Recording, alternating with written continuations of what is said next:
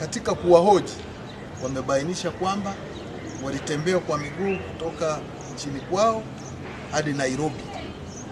Walipofika Nairobi tarehe 19 mwezi wa 12 mwaka 2020 walipakiwa kwenye container na kusafirishwa kuingia nchini kwetu wakielekea Afrika Kusini. Lakini baada ya kufika eneo hili la Mkambarani, eneo hili la Mikese, walitelekezwa pale, na hii ni kutokana na kusafiri muda mrefu. Baada ya kutelekezwa pale, jeshi la polisi lilipata taarifa na kwenda kuwakamata katika eneo hilo ambalo walikuwa wametelekezwa.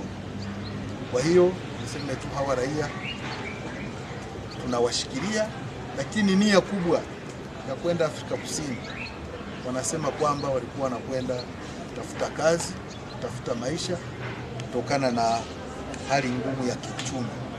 Kwa hiyo nitoe wito hapa kwamba kwa wale ambao wanashiriki katika vitendo hivi vya kuwasafirisha hawa wahamiaji au ambao wanakuja nchini mbalimbali, waache hizo vitendo. Tutawakamata na tutawachukulia hatua za kisheria. Kwa hiyo jitihada zinaendelea watafuta hawa mawakala ambao waliweza kuwaingiza nchini na kuweza kuwatelekeza katika eneo hili.